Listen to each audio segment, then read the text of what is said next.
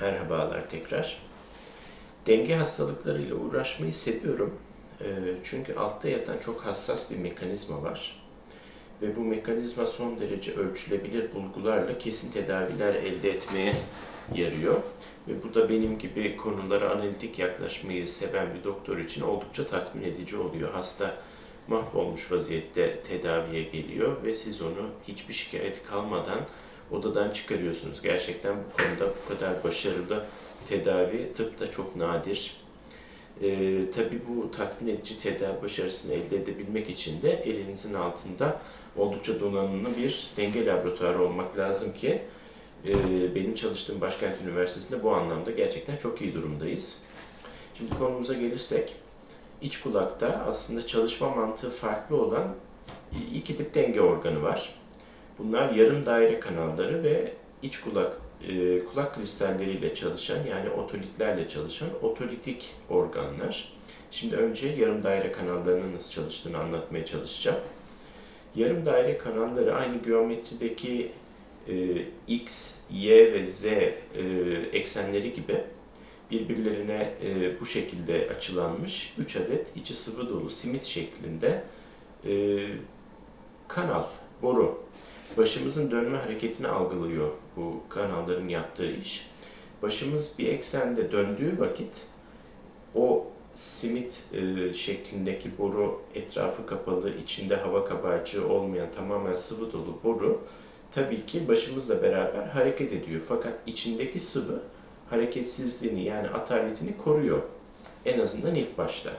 Böyle olduğu vakit sıvının hareket etmemesi ama başımızın ve kemik kanalının hareket etmesi görece bir farklılık oluşturuyor tabi.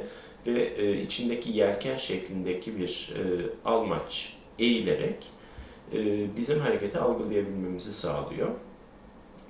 Yani bu mesela pusulayı döndürdüğünüzde içindeki ibrenin hareket etmemesi gibi düşünülebilir. Aslında pusulaya göre görece bir hareketi oluşuyor tabi ama gösterdiği yön değişmiyor. Tabii bu sonsuza kadar böyle devam edemiyor. Siz eğer dönmeye devam ederseniz bir noktada bu oluşan sürtünmeler nedeniyle kemikle beraber sıvı da dönmeye başlıyor. Bunu şu şekilde hepimiz tecrübe etmişizdir. Hızlı hızlı dönüp bir an durduğumuz vakit sanki etrafın daha dönmeye devam ettiğini zannederiz. Aslında burada da olan şey bu sefer de kemik duruyor başımızla beraber. İçindeki sıvı dönmeye devam ediyor. Bu yüzden gene bir hareket algısı oluşuyor. Tabii başımızın her iki yanında, yani iki kulağımızda iki set yarım daire kanalları var.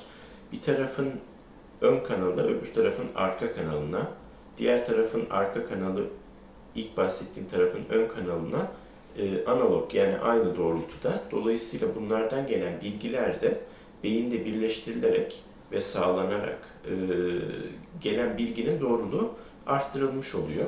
Tabii birçok hastalık da söz konusu bu yarım daire kanalları ile alakalı. İşte bu kanalların içine sıvı dışında partiküller girerse olacak şeyler var. İki açıklığı olan kanalın başka noktalarında kemikte açıklıklar oluşursa olacak olan şeyler var. Bunları daha sonra, yani hastalıklarla alakalı konuşurken ayrı ayrı ele alacağım. Şimdi otolitik organlara gelirsek, gene iç kulağımızdaki denge sisteminin diğer parçası olarak bahsettiğim. Bunlar da başın yatay ve dikey ivmelenmesini anlıyorlar.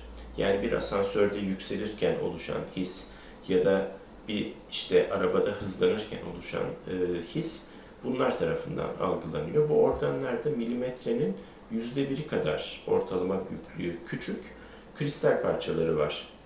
Bunlar da bir böyle sünger gibi bir yapının içinde tutulmuş vaziyette ve hemen altlarında da harekete duyarlı hücreler var.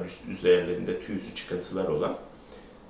Bu hücreler bir hareket olduğu zaman, bunlar da sıvının içinde. Fakat sıvıdan daha ağır olan o kulak kristallerinin oluşturduğu yapı bunların üzerine baskı oluşturuyor. Eğer hareket tabii o doğrultudaysa. Ve biz bunu o şekilde anlıyoruz. Mesela hızlanma oldu. Arka tarafta hareketi duyarlı hücreler var. Bu kitle geriye doğru ataletini koruyarak, hareketsizliğini koruyarak baskı yapacağı için bunu onun arkasındaki hücre grubu algılayabiliyor.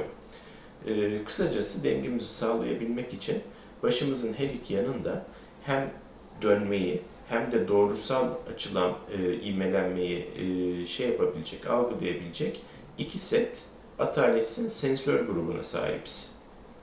Bunların hastalıklarına bir sonraki videoda değinmeye başlayacağım.